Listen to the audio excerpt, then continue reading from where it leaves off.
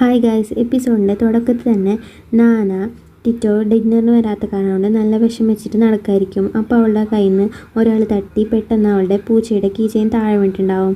ആ സമയത്ത് തന്നെ അവിടെ മഴയും പെയ്യാൻ തുടങ്ങും. അവൾ നല്ല വിഷമത്തിലാവും.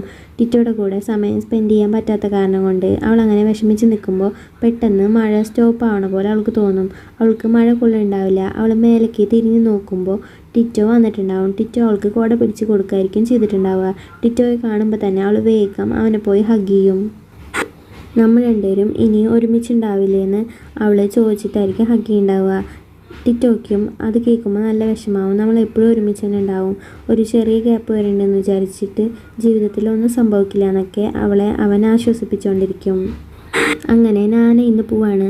ടിറ്റോയ്ക്കാണെങ്കിൽ ഇന്നൊരു പ്രസ് മീറ്റ് ഉണ്ട്. അത് കഴിഞ്ഞിട്ടാണ് അവൻ അവളുടെ അടുത്തേക്ക് ചെല്ലുന്നത്. കസൂക്കി ചോദിക്കുമ്പോൾ ഞാൻ പ്രസ് മീറ്റ് കഴിഞ്ഞിട്ട് വേഗം ഞാൻ അടുത്തേക്ക് പോകുന്നൊക്കെ ടിറ്റോ പറയും. അങ്ങനെ പ്രസ് മീറ്റും സ്റ്റാർട്ടായിട്ടുണ്ടാവും.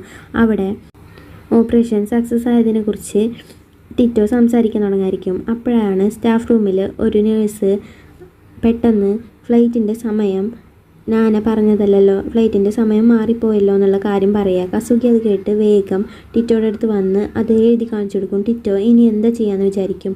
അപ്പോഴേക്കും അടുത്തുള്ള ചീഫ് ഡോക്ടർ ഇനി ഞാനെല്ലാ കാര്യവും പറയാം, ടിറ്റോയ്ക്ക് കുറച്ച് തിരക്കുണ്ടെന്ന് പറയും. ടിറ്റോ അപ്പോൾ ഹാവ് രക്ഷപ്പെട്ടു എന്ന് വിചാരിച്ച് വേഗം മൈക്ക് അവിടെ വെച്ച് ഒരൊറ്റ ഓട്ടോടും. എല്ലാവരും ഇവനിത് എവിടേക്കാണ് ഓടണമെന്ന് വിചാരിക്കും. അവൻ അത്രയ്ക്ക് ഫാസ്റ്റിലാണ് അവിടെ നിന്ന് ഓടിപ്പോവുക. അവൻ നേരെ എയർപോർട്ടിലേക്ക് പോയിട്ടുണ്ടാവും.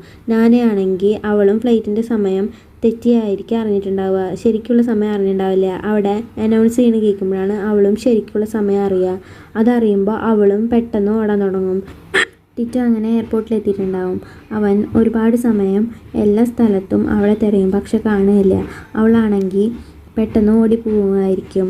അവളങ്ങനെ ഓടിപ്പോണതിൻ്റെ ഇടയിൽ പെട്ടെന്ന് ടിറ്റോ അവളെ കാണും. വേഗം ടിറ്റോ വിളിക്കും. നാനയാണെങ്കിൽ അവനെ മീറ്റ് ചെയ്യാതെ പോകേണ്ടി വരും എന്നാണ് വിചാരിച്ചിട്ടുണ്ടാവുക. നാന അതേ സ്പീഡിൽ വന്ന് അവനെ ഹഗ് ചെയ്യും. രണ്ടുപേരും എന്നിട്ട് ഹഗ് ചെയ്തിട്ട് ഞാനെടുത്ത് ടിറ്റോ പറയും, നീ പോണ സ്ഥലത്ത് എല്ലാ ജോലികളും നീ കറക്റ്റായിട്ട് തന്നെ ചെയ്യണം. പിന്നെ നീ ചെയ്യണ കാര്യങ്ങളൊക്കെ ഒരു നോട്ടാക്കിയിട്ടും വെക്കണം. ഒരു തെറ്റും ചെയ്യാൻ പാടില്ല. എന്ത് കാര്യം ചെയ്യുമ്പോഴും 2 തവണ ആലോചിച്ചിട്ടേ ചെയ്യാൻ പാടുള്ളൂ. പിന്നെ നീ പോയി വന്നാൽ അപ്പം തന്നെ എന്നെ കല്യാണം കഴിക്കണമെന്നും പറയും. അത് കേൾക്കുമ്പോൾ നാന നല്ല ഹാപ്പിയാവും. നാന അത് ഒട്ടും ചിന്തിക്കാത്ത കാര്യമായിരിക്കും. നാനയ്ക്ക് അത് കേൾക്കുമ്പോൾ നല്ല ഹാപ്പിയായിട്ട് അവിടെ കിടന്ന് തുള്ളി കളിക്കും. ആ സമയത്ത് അവൻ വേഗം ഒരു റിങ് എടുക്കും. എന്നിട്ട് അവളുടെ കയ്യിലിട്ട് കൊടുക്കും. അപ്പോൾ അവൾ വേഗം കല്യാണം കഴിക്കാമെന്നും ഓക്കെ പറയും. അങ്ങനെ അവൾ ഒരുപാട് ഹാപ്പിയായ കാരണം കൊണ്ട് അവന് വേഗം അവൾ കിസ് ചെയ്യും.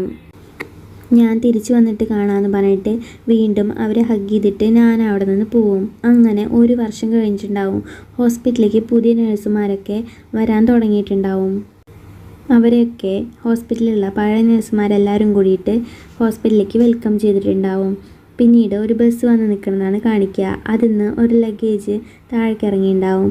ഒപ്പം നാനയും ഉണ്ടാവും. നാന അപ്പോൾ റോഡ് സൈഡിൽ കൂടെ ഇങ്ങനെ നടന്നു പോകുമ്പോൾ അവിടെ നിറയെ പൂക്കൾ താഴെ വീണ്ടാവും. അവൾ അതൊക്കെ പിടിക്കാൻ നോക്കിക്കൊണ്ട് നിൽക്കായിരിക്കും. പെട്ടെന്ന് ഒരാൾ അവളുടെ അടുത്ത് ചോദിക്കും, നീ ഇവിടെ പൂവൊക്കെ പിടിച്ചുകൊണ്ട് നിൽക്കുകയാണോ എന്ന്. അവൾ തിരിഞ്ഞ് നോക്കുമ്പോൾ അത് ടിറ്റോ ആയിരിക്കും. ടിറ്റോയെ കാണുമ്പോൾ അവൾക്ക് ഒരുപാട് സന്തോഷമാവും.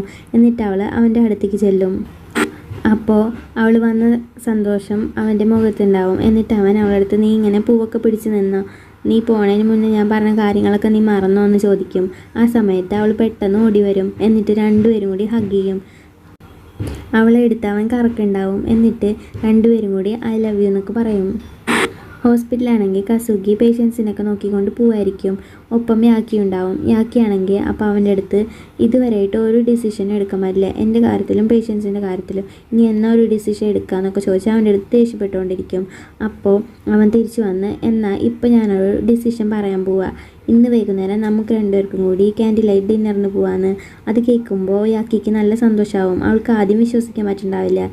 പിന്നെ അവൾ ചിരിച്ചുകൊണ്ട് തന്നെ നിൽക്കും. അങ്ങനെ 2 പേരും കൂടി അവിടെ നിന്ന് പോവും.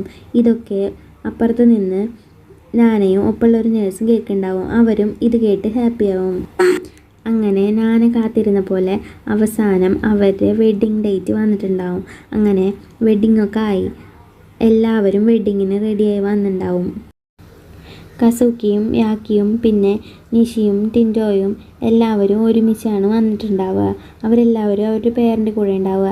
പിന്നെ ആ ഹെഡ് ഡോക്ടർക്കും പുതിയ ഒരു ലവറിനെ കിട്ടിയിട്ടുണ്ടാവും. അത് ടിൻറ്റോയുടെ ഫ്രണ്ട് പീഡിയാട്രീഷ്യൻ ആയിരിക്കും. അങ്ങനെ അവരെല്ലാവരും കൂടി അവരുടെ വിശേഷങ്ങളൊക്കെ അങ്ങനെ പറഞ്ഞുകൊണ്ടിരിക്കുകയായിരിക്കും. അവരങ്ങനെ പറഞ്ഞുകൊണ്ടിരിക്കുന്നതിൻ്റെ ഇടയിൽ പെട്ടെന്ന് ഡോറ് ഓപ്പൺ ആവും. എല്ലാവരും അവരവരുടെ സീറ്റിലിരിക്കും. അപ്പോൾ നാനയും ടിറ്റോയും നടന്നു വരുന്നുണ്ടാവും. പക്ഷേ എന്തെങ്കിലും ഒരു മണ്ടത്തരം ചെയ്താലേ നാനയ്ക്കൊരു സുഖം ഉണ്ടാവുള്ളൂ. നാന അപ്പോൾ താഴെ വീണിട്ടുണ്ടാവും. അവളുടെ ഷൂ ഒക്കെ കാലിൽ നിന്ന് പോയിണ്ടാവും. ടിറ്റോ അത് കണ്ട് വേഗം വന്ന് അവൾക്ക് ഷൂ ഒക്കെ ഇട്ട് കൊടുക്കും, സിൻഡ്രല്ലേനെ പോലെ. എന്നിട്ട് ഇടിയേറ്റെന്ന് വിളിക്കും. അപ്പോൾ എല്ലാവരും ചിരിക്കുന്നുണ്ടാവും. എന്നിട്ട് അവളെയും കൂട്ടി വീണ്ടും മുന്നിലേക്ക് നടക്കും. എല്ലാവരും അവർക്ക് കൺഗ്രാജുലേഷനൊക്കെ പറയുന്നുണ്ടാവും. അങ്ങനെ നടന്നു പോയി ടിറ്റോയുടെ അടുത്ത് അവിടെയുള്ള ആൾ ചോദിക്കും, നിനക്കുള്ള കല്യാണം കഴിക്കാൻ സമ്മതമാണോ എന്ന്. അപ്പോൾ സമ്മതമാണെന്ന് പറയും. അതേപോലെ തന്നെ ഞാനെടുത്തും നിനക്കുള്ള കല്യാണം കഴിക്കാൻ സമ്മതമാണോ എന്ന് ചോദിക്കുന്ന സമയത്ത് പറയുന്നതിന് മുന്നേ, അവൾ വായ തുറക്കുന്നതിന് മുന്നേ ഒരാൾ അവിടെ താഴെ വീണിട്ടുണ്ടാവും. അത് ആ മെയിൽ നേഴ്സിൻ്റെ അനിയനായിരിക്കും. അയാൾക്ക് അറ്റാക്ക് വന്നിട്ട് അയാൾ പെട്ടെന്ന് താഴെ വീണതായിരിക്കും. അപ്പോൾ അവർ മാരേജിൻ്റെ ഫങ്ഷനൊക്കെ നിർത്തിവെച്ച് അവർ എല്ലാവരും കൂടി എന്നിട്ട് അയാളെ എടുത്ത് ഹോസ്പിറ്റലിലേക്ക് പോകും. അങ്ങനെ അയാളുടെ പ്രശ്നങ്ങളൊക്കെ സോൾവ് ആയിട്ടുണ്ടാവും. അപ്പോൾ ഡോക്ടേഴ്സൊക്കെ പുറത്ത് വന്ന് എല്ലാം ശരിയായെന്ന് പറയും. അപ്പോൾ ആ മെയിൽ നേഴ്സാണെങ്കിൽ ഞാൻ കാരണം കൊണ്ട് ഇന്ന് ഈ കല്യാണം മുടങ്ങി എന്നൊക്കെ പറഞ്ഞ് നിൽക്കുമ്പോൾ ടിറ്റോ വേഗം അവൻ്റെ കോട്ട് ഇട്ടിട്ട് ഞാനടുത്തേക്ക് വരും. ഞാൻ ആ നേഴ്സിൻ്റെ യൂണിഫോമിലായിരിക്കും ഉണ്ടാവുക. എന്നിട്ട് ഞാനടുത്ത് പോയിട്ട് നിൻ്റെ മറുപടി മാത്രം എനിക്ക് കിട്ടിയില്ല എന്ന് പറയും. അപ്പോൾ അവൾ അവൻ്റെ അടുത്ത് എനിക്ക് സമ്മതമാണെന്ന് പറയും. എല്ലാവരും അപ്പോൾ ചുറ്റും നിന്ന് നോക്കുന്നുണ്ടാവും. എല്ലാവരും അവരെ കൺഗ്രാജുലേറ്റ് ചെയ്യുന്നൊക്കെ ഉണ്ടാവും. എന്നിട്ട് കിസ് ചെയ്യുന്ന എല്ലാവരും കൂടി പറഞ്ഞുകൊണ്ടിരിക്കും. അപ്പോൾ ടിറ്റോ വേഗം നാനെ കിസ് ചെയ്യും. അങ്ങനെ അവർ രണ്ടുപേരും മാരേജ് കംപ്ലീറ്റ് ചെയ്യും. ഈ സമയത്ത് ഞാൻ അവൻ്റെ അടുത്ത്, നീ എന്നെ ഇപ്പോൾ എത്രത്തോളം ഇഷ്ടപ്പെടുന്നുണ്ടെന്ന് എനിക്ക് അറിയാണ്ട്, നീ എന്നെ ഇപ്പോൾ ഒരു ഭ്രാന്തനെ പോലെ ലവ് ചെയ്തുകൊണ്ടിരിക്കുകയല്ലേ എന്നൊക്കെ ചോദിക്കും. എന്നിട്ട് രണ്ടുപേരും കൂടി കിസ് ചെയ്തുകൊണ്ടിരിക്കും. ചുറ്റുള്ളവരൊക്കെ അവരെ കൺഗ്രാജുലേറ്റ് ചെയ്തുകൊണ്ടിരിക്കും. അങ്ങനെ രണ്ടുപേരും ഒന്നാവും. ഇതോടെ ഈ ഡ്രാമ തന്നെ അവസാനിക്കുകയാണ്. നിങ്ങൾക്ക് ഈ ഡ്രാമ ഇഷ്ടപ്പെട്ടെങ്കിൽ എൻ്റെ ചാനൽ സബ്സ്ക്രൈബ് ചെയ്യാനും ലൈക്ക് ചെയ്യാനും പിന്നെ വീഡിയോസിനൊക്കെ കമൻറ്റ് ചെയ്യാനും മറക്കണ്ട. പുതിയൊരു ഡ്രാമയായിട്ട് നമുക്ക് വീണ്ടും കാണാം.